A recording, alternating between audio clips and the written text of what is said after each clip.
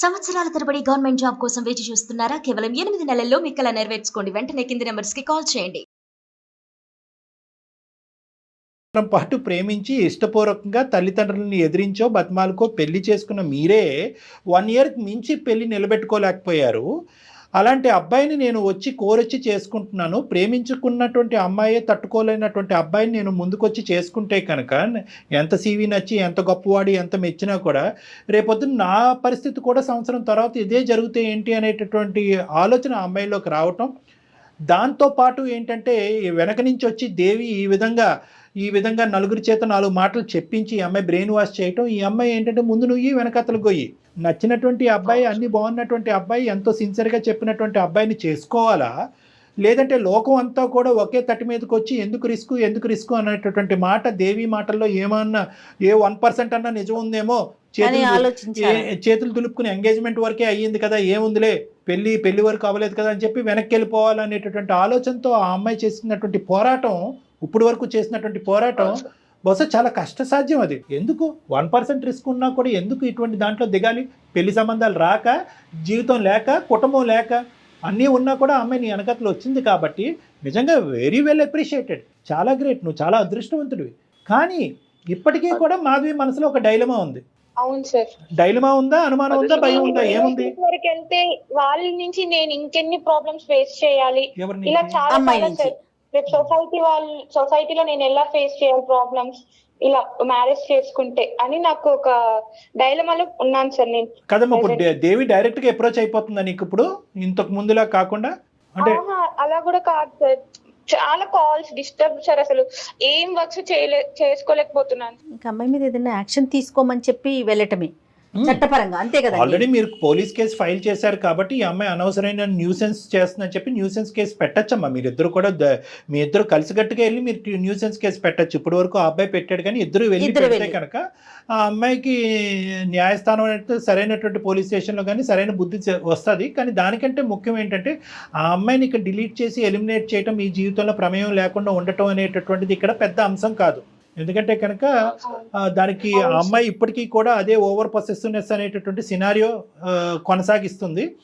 నాకు దక్కనటువంటి, నేను ప్రేమించి నాకు దక్కనటువంటి అబ్బాయి ఎవరికి దక్కకూడదనే ఒక స్వార్థపూరితమైనటువంటి ఆలోచన, లేదంటే ఆ అమ్మాయి ఎక్కడ పప్పులో కాలేసింది అనేటటువంటి రియలైజేషన్ రావటం వల్ల ఎంత మంచి వ్యక్తిని నేను పోగొట్టుకున్నానో ఆ మంచి వ్యక్తిని మళ్ళీ నా జీవితంలో ఏదో విధంగా 600 106 రాబట్టుకోవాలి అనేటటువంటి ఆలోచన, దాంతో ఒక స్వార్థపూరితమైనటువంటి ఆలోచనతో పాటు ఒక శాడిస్టిక్ మెంటాలిటీ ఆ అమ్మాయిలో కనిపిస్తుంది అన్నది మనకు తెలుస్తుంది. మేము కూడా ఎంక్వైరీస్ చేసిన దాంట్లో ఏంటంటే కీ క్యారెక్టరిస్టిక్స్ ఆ అమ్మాయికి ఉన్నాయి. ఆ అమ్మాయికి ఒక నార్సిస్టిక్ పర్సనాలిటీ డిసార్డర్ అన్నట్టుగా మాకు తెలిసింది. అదంతా వేరే విషయం. నేను ఇక్కడ చెప్పేది ఏంటంటే ఆ అమ్మాయి ఎలాంటిది, ఆ అమ్మాయి నార్సిస్టిక్కా, శాడిస్టిక్కా, స్వార్థపూరితమా, లేదంటే మిమ్మల్ని ఇద్దరిని ధ్వంసం చేసి మళ్ళీ భరత్ని దక్కించుకునే ప్రయత్నం చేసిందా, లేదంటే భరత్ యొక్క జీవితం సర్వనాశనం అయ్యేంత వరకు ఆ అమ్మాయి నిద్రపోదా, ఇలాంటివి చాలా అంశాలు మనం మాట్లాడుకోవచ్చు.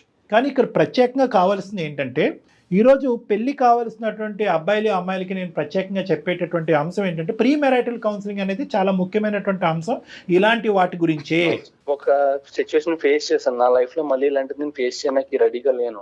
నువ్వు ఇప్పుడు నా మీద ఎన్ని నమ్మకాలు పెట్టుకున్నా కానీ ఫ్యూచర్ లో తన నా మాటలు కొంచెం నిజం అనిపించచ్చు నీకు. మ్యారేజ్ ముందు ఈ ప్రాబ్లమ్స్ అన్ని సాల్వ్ చేసుకోవాలి.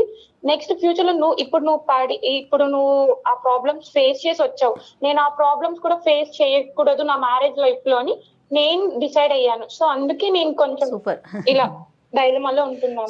ఇక్కడ ఏంటంటేనమ్మా, ఒకటే మాధవి భరత్ మీ ఇద్దరికి చెప్పేది ఏంటంటే ఈరోజు ఇప్పుడు మీరు చేసినటువంటి ప్రయాణం ఒక 4 నెలలు మాత్రమే. దీనికంటే ఎన్నో 10 రెట్లు మీరిద్దరు ప్రయాణం చేయాలి, ఎన్నో సంవత్సరాల పాటు జీవితకాలం ప్రయాణం చేయాలి. ఇప్పుడు ఈ అమ్మాయి పెట్టినటువంటి వర్డ్స్, ఈ బీజాలు ఏవైతే ఆ అమ్మాయి నాటిందో నీ బ్రెయిన్లో, ఓకే భరత్ సంగతి తీసి పక్కన పెట్టేసి మాధవి, ఎప్పుడైతే ఏజ్తో పాటు నీకు ఒక మెచ్యూరిటీ, ఒక అవగాహన, ఒక ఆలోచన, ఎక్స్పోజర్, ఎక్స్పీరియన్స్ పెరుగుతాయో ఏదో ఒక చిన్నపాటి సంఘటన నీకు కనిపించవచ్చు, ఎవరితోనో మాట్లాడుతున్నాడో, ఎవరితో చాలా ఫెమిలియర్గా వ్యవహరిస్తున్నాడో అనేది. అప్పుడు ఏమవుతుందంటే ఆ చుక్క ఈ చుక్క కలవకూడదు. అప్పుడు దాని గురించి అనమాట ప్రీ మ్యారిటల్ కౌన్సిలింగ్ అనేది ఎందుకు చాలా ఇంపార్టెంట్ అంటే కనుక మీరు చెప్పుడు మాటలు వినకుండా మీ మనసుతో ఒకరినొకరిని అర్థం చేసుకోండి అనేటటువంటిది, ట్రాన్స్పరెంట్గా ఒకరినొకరు అర్థం చేసుకోండి. ఏదున్నా కూడా సీక్రెట్స్ పెట్టుకోకుండా ఓపెన్గా డిస్కస్ చేసుకోండి.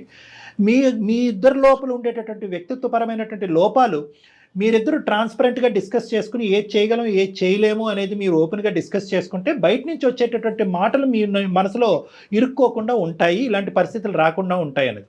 మీ ఇద్దరి జీవితంలో ఈ అమ్మాయి వచ్చి చాలా పుణ్య కార్యక్రమం చేస్తుందని నేను చెప్పాలి. ఎందుకంటే కనుక ఏదైతే ఈ పార్టీ బ్యారియరు ఈరోజు దేవి అనే వ్యక్తి నీ జీవితంలోకి వచ్చి నీ బ్రెయిన్లో ఈ మాటలు పెట్టకపోతే కనుక మీ పేరెంట్స్ నువ్వు ఇంకొద్ది ముందుకెళ్ళి ఇంకొంత ఎక్స్ట్రా ఎంక్వైరీస్ చేసి ఉండేవారు కాదు. సుమన్ టీవీ వాళ్ళు మేము కూడా మా టీం వరకు వచ్చి మేము కూడా ఈ ఎంక్వైరీస్ చేసి ఉండేవాళ్ళం. ఇప్పుడు ఏంటంటే ఒక ఫ్రెష్ పేజ్గా నీకు భరత్ అనేటటువంటి వ్యక్తి నీ కళ్ళెదురుగుంటా ఉన్నాడు కాబట్టి బల్ల గుద్ది మనసు మీద చేసుకుని Bharat is made for each other, you both are made for each other అనేటటువంటిది మేము చెప్పగలుగుతున్నాం. 3 పాయింట్స్ జాగ్రత్తగా గుర్తుపెట్టుకోండి. ఒకటి, ఏ మ్యారేజ్ అయినా ప్రీ మ్యారిటల్ కౌన్సిలింగ్ అనేది ఇంపార్టెంట్ అని. ఎందుకంటే ప్రేమించే పెళ్లి చేసుకునే వాళ్ళైనా కానీ లేదంటే అరేంజ్డ్ మ్యారేజ్ అయినా కూడా ప్రీ మ్యారిటల్ కౌన్సిలింగ్ అనేటటువంటిది ప్రాబ్లమ్స్ వచ్చి చేసేటటువంటి కౌన్సిలింగ్ కాదు. ఒకప్పుడు ప్రాబ్లమ్స్ వస్తే కనుక దాన్ని ఎలా ఎదుర్కోవాలి, మనస్పర్ధలు వస్తే కనుక ఎలా ఎదుర్కోవాలి, డిఫరెంట్ భిన్నంగా ఆలోచించేటటువంటి పరిస్థితులు వస్తే కనుక, అంటే పెళ్లికి ముందు పెళ్లి తర్వాత ఒకేలాగా లేనటువంటి పరిస్థితి వస్తే కనుక ఆ ఛాలెంజెస్ని ఎలా ఫేస్ చేయాలి అనే దానికి ప్రీ మ్యారిటల్ కౌన్సిలింగ్ అనేది కరోనా వైరస్ రాకుండానే వ్యాక్సినేషన్ ఎలా అయితే చేసుకుంటున్నాం దాని లాంటిది అనమాట. ఇది ఒక వ్యాక్సిన్ లాంటిది, ముందు జాగ్రత్త చర్య. ఎగ్జాక్ట్లీ అండి, ఇది నెంబర్ 1 గుర్తుపెట్టుకోండి. నెంబర్ 2 ఏంటంటే ప్రీ మ్యారిటల్ కౌన్సిలింగ్లో ప్రధానంగా చెప్పేది ఏంటంటే ఇందాక నేను చెప్పినటువంటిగా ట్రాన్స్పరెన్సీ ఈజ్ వెరీ ఇంపార్టెంట్. ఎటువంటి లోపాలు ఉన్నా ఏమున్నా కూడా ముందస్తు చెప్పేసుకోండి. పెళ్లి తర్వాత చెప్దాము, ప్రేమ పెరిగిన తర్వాత చెప్తాము, అతని మనసు పెద్ద సముద్రం అంతా అయిన తర్వాత చెప్దామని అనుకోవటం కాదు, ముందస్తేనే చెప్పేసుకోండి. అది ఒక ట్రాన్స్పరెన్సీ. 3వ అంశం ఏంటంటే వ్యక్తిత్వ పరంగా లోపాలు ఏవైతే ఉంటాయి కనుక నేను ఇది భరించగలను, ఇది భరించలేను, దీని వరకు అయితే నేను టాలరేట్ చేస్తాను, ఇంతవరకు అయితే టాలరేట్ చేయను, నా జీవితంలో మా అమ్మాయి యొక్క ప్రభావం ఇంతవరకు ఉంటుంది, మా అక్క చెల్లెల ప్రభావం ఇంతవరకు ఉంటుంది, మా తండ్రి ప్రభావం ఇంతవరకు ఉంటుంది. ఎవరెవరు మీ ఇద్దరి జీవితంలో మధ్యస్థు దూరుతారో, ఎవరెవరి యొక్క ప్రమేయం మీ జీవితాల్లో ఉంటాయి అంటే మీ వ్యక్తిత్వాలే కాకుండా చుట్టుపక్కల ఉండేటటువంటి వేరే వాళ్ళ యొక్క వ్యక్తిత్వాలు కూడా మీ జీవితంలో ఎటువంటి ప్రభావం ప్రమేయం ఉంటుంది అనేది ముందస్తు మాట్లాడుకోవాలి. ఎందుకంటే ఇది చాలా ఇంపార్టెంట్. సార్ మ్యారేజ్ చేసుకున్నప్పుడు ఈ అబ్బాయి ఇలా ఉండేవాడు, పెళ్ళి అయిన తర్వాత వాళ్ళ అమ్మ మాట వింటున్నాడు, ఇది కూడా పెద్ద గోల మాకు వచ్చేది. అవునవును, ఇది పెద్ద ప్రాబ్లం. మా అత్త మాట వింటాడు, ప్రేమించేటప్పుడు ఏమొచ్చి నువ్వే ప్రపంచం, నువ్వే జీవితం, నీలాంటి అమ్మాయిలను నేను చూడలేదని అంటాడు. పెళ్ళి అయిన తర్వాత వాళ్ళ అమ్మ పక్కనే కూర్చుంటాడు, వాళ్ళ అమ్మ చెప్పిందేమి అంటాడు, ఈకలు పక్కపక్కలో అనేది అంటూ ఉంటాడు. సో కాబట్టి ఏంటంటే వాళ్ళు చుట్టుపక్కల ఉండేటట్టు. అదేవిధంగా అబ్బాయిలు ఏమంటూ ఉంటారు, ఇదేంటి టైం దొరికినప్పుడల్లా మీ అమ్మకు ఫోన్ చేస్తావు, అమ్మ పప్పులో ఎంత ఉప్పు వేయచ్చు అని మీ అమ్మనే అడుగుతావు, అమ్మ ఈరోజు సాంబార్ వాడాలా లేదంటే తోటకూర వేపడి చేయాలని మీ అమ్మనే అడుగుతావు, అన్నింటికి మీ అమ్మని అడిగేటట్టు అయితే నేను ఎందుకు అని చెప్పి అబ్బాయిలు వచ్చి మా దగ్గర చెప్తాను. సో ప్రీ మ్యారిటల్ కౌన్సిలింగ్ అనేది కేవలం మీ మనసులు మీ మనస్తత్వాలు అర్థం చేసుకోవటమే కాకుండా ఎవరెవరు ఎంత పాత్ర పోషిస్తారు మీ ఇద్దరి జీవితాలు అనే సబ్జెక్ట్ కూడా ఇరువైపులా అర్థం చేసుకోవడానికి ప్రీ మ్యారిటల్ కౌన్సిలింగ్ అనేది ఫ్యామిలీ కౌన్సిలింగ్ కింద కూడా పనిచేస్తారు. ఎంత బలంగా ఉన్నా కూడా దేవి లాంటి వ్యక్తులు పదే పదే మీ జీవితాల్లో దూరి మిమ్మల్ని ఇబ్బంది పెట్టేటటువంటి పరిస్థితి వస్తుంది అంటే కనుక మీరిద్దరు ఇంకా చిన్నపిల్లలు, భవిష్యత్తు ఉంది.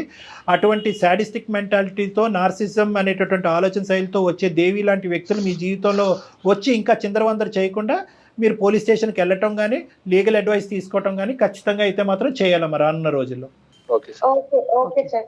బీ స్ట్రాంగ్ అండి, స్ట్రాంగ్ గా ఉండండి, డాక్టర్ గారి సలహాను తీసుకోండి. అవసరమైతే ఒక్కసారి మీ ఇద్దరు కూడా వచ్చి కలవచ్చు పర్సనల్. ఏమైనా ఉంటే కనుక రండి, 90% అంతా క్లియర్ అయిపోయింది అన్నట్టు నాకు అనిపిస్తుంది. ఏమైనా ఉంటే కనుక ఆలోచించరండి, లేని పక్షంలో రావద్దు. చెప్పినటువంటి సూత్రాలు మాత్రం గుర్తుపెట్టుకుని హ్యాపీగా ముందుకెళ్ళండి. ఓకే.